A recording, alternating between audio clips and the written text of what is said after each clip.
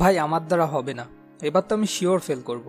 এতগুলো কঠিন টপিক কোনো রকমের যদি মুখস্থও করে নিই, একটু পরেই আবার ভুলে যাই, কিচ্ছু হবে না আমার দ্বারা। যখন সমস্যাটা হচ্ছে মনে রাখতে পারা, তখন কেন না এই সমাধান কোনো মেমোরি চ্যাম্পিয়নের থেকে শেখা যাক। জশুয়া ফোর্ড, যিনি কিনা একজন জার্নালিস্ট ছিলেন, 2006 সালে 52টা কার্ডের এক বান্ডিল তাস মাত্র 1 মিনিট 40 সেকেন্ডের মধ্যে মেমোরাইজ করে একটা নতুন রেকর্ডের সাথে ইউএস মেমোরি চ্যাম্পিয়নশিপ জিততে সফল হয়েছিলেন। আজ আমি আপনার সাথে ওনারই বই মুন ওয়াকিং উইথ আইনস্টাইন থেকে কিছু এরকম স্মার্ট আইডিয়া শেয়ার করতে চলেছি, যাতে আপনি এক্সামের জন্য হার্ড মেমোরাইজিং টেকনিক্স নয়, বরং স্মার্ট মেমোরাইজিং টেকনিক্স ইউজ করতে পারেন। তো চলুন শুরু করা যাক। স্মার্ট আইডিয়া 1, বেকার বেকার। দুটো সিচুয়েশন ইম্যাজিন করুন। একটাই আমি আপনাকে কারোর সাথে দেখা করিয়ে বললাম, ভাই এনার সঙ্গে আলাপ করুন, এনার নাম মিস্টার বেকার। অন্যদিকে আমি আপনাকে অন্য আরেকজনের সঙ্গে দেখা করিয়ে বললাম, ভাই এনার সঙ্গে আলাপ করুন, ইনি হলেন একজন বেকার, মানে বেকারির কাজ করেন। এবার 2-3 দিন পর আমি যদি আপনাকে আবার ওই আগের লোকটার সাথে দেখা করিয়ে আপনার কাছে জিজ্ঞেস করি, ভাই এনাকে আপনি চেনেন? আপনি হয়তো বলবেন, হ্যাঁ এনার সাথে আগে দেখা তো হয়েছিল, কিন্তু ভাই নামটা না ঠিক মনে করতে পারছি না। অন্যদিকে যদি দ্বিতীয় লোকটার সাথে 2-3 দিন পর আবার দেখা করাই আর আপনাকে ওই একই প্রশ্ন করি, ভাই এনাকে আপনি চেনেন? তো সম্ভাবনা আছে আপনি হয়তো বলবেন, আরে হ্যাঁ এনাকে তো আমি চিনি, ইনি তো একজন বেকার। তাহলে এরকম কেন হয় যে একটাই ওয়ার্ড বেকার যখন নাম হিসাবে মনে রাখতে হয় তখন আমাদের মনে থাকে না, কিন্তু যখন অকুপেশন হিসাবে মনে রাখতে হয় তখন মনে থেকে যায়? এর কারণ হলো, কারোর নাম বেকার শোনার পর আমাদের মাথায় সেটার কোনো ছবি তৈরি হয় না, কিন্তু যখনই আমরা শুনি যে এই লোকটা বেকারির কাজ করে, তখন নানা রকম ছবি আমাদের মাথায় আসতে শুরু করে দেয়, যেমন পাউরুটি বা বিস্কুটের ছবি। তখন এই ছবিগুলোর সাথে আমরা ওই লোকটাকে লিঙ্ক করে দিই, মানে একটা অ্যাসোসিয়েশন তৈরি হয়, যেটা কিনা নামের ক্ষেত্রে তৈরি হওয়াটা একটু মুশকিল।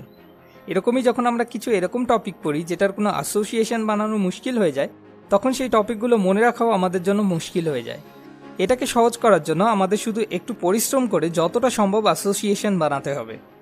যেমন বেকার নামটা মনে রাখার জন্য যদি আপনি ওই মানুষটাকে দেখে এটা ইম্যাজিন করতে শুরু করেন যে মনে হয় এই লোকটা ছোটবেলায় অনেক পাউরুটি খেতে ভালোবাসতো, এই জন্য ওনার মা বাবা ওনার নাম বেকার রেখে দিয়েছে। এতে কি হবে, ওই মানুষটার নামের সাথে একটা ইমোশন অ্যাসোসিয়েট হয়ে যাবে, যার ফলে ওই মানুষটাকে দেখলেই এই গল্পটা আপনার মনে পড়ে যাবে আর আপনি খুব সহজেই ওনার নাম মনে করতে পারবেন। Smart idea 2, chunking.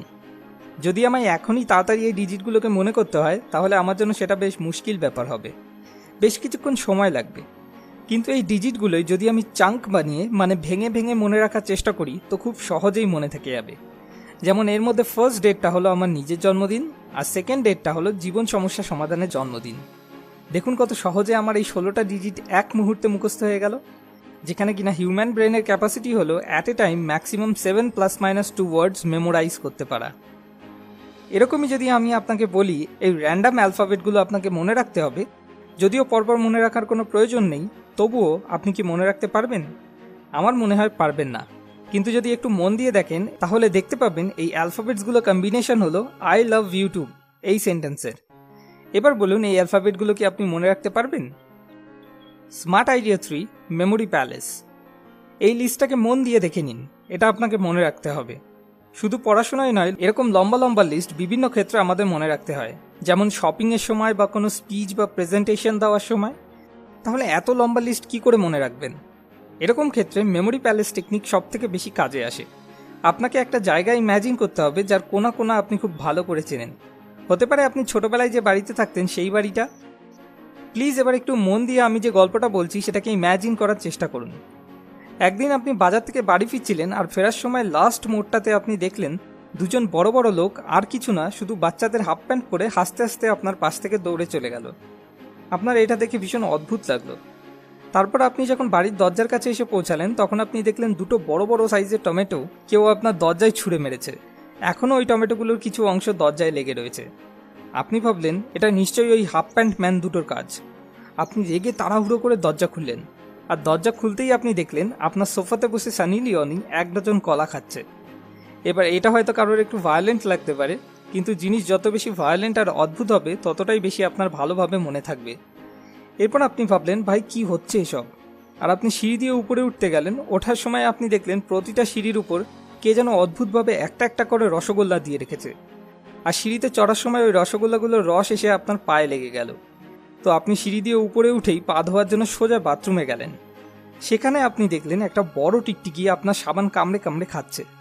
তো আপনি কালো হিট নিলেন আর স্প্রে করে ওই টিকটিকিটাকে কোনো রকমে তাড়ালেন, কিন্তু আপনার এত ঘেন্না লেগে গেল যে আপনি সাবানটাতে আর হাতও লাগালেন না।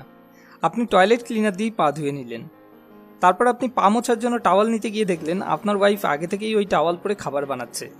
তো এটা দেখে আপনি দেখতে গেলেন যে এত কিসের তাড়া ছিল যে টাওয়াল পরেই খাবার বানাতে লেগে গেল।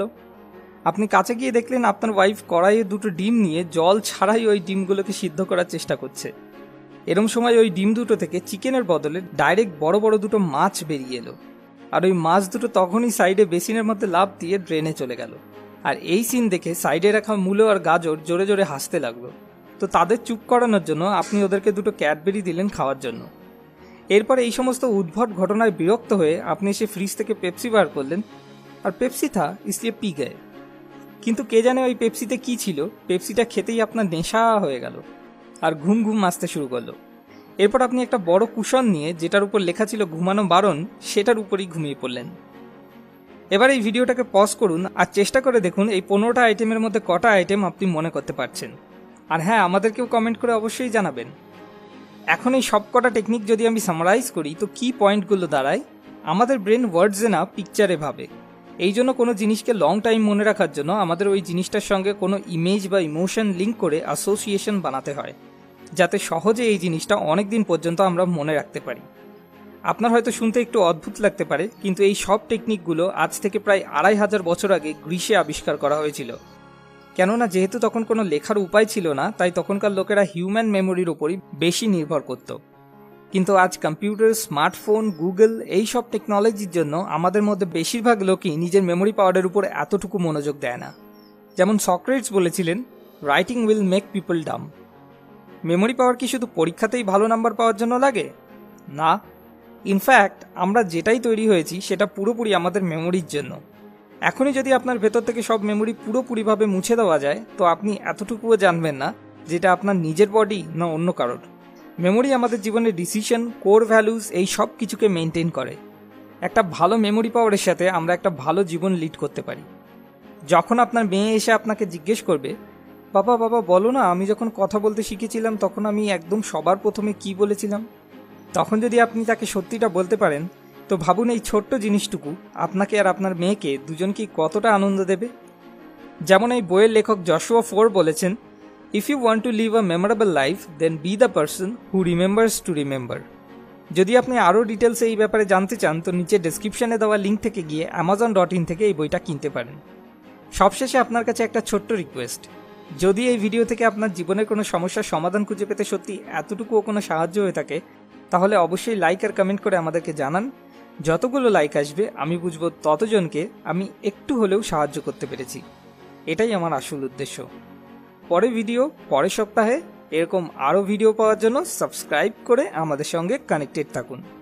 মোর উইজডম, মোর সলিউশন, বেটার লাইফ।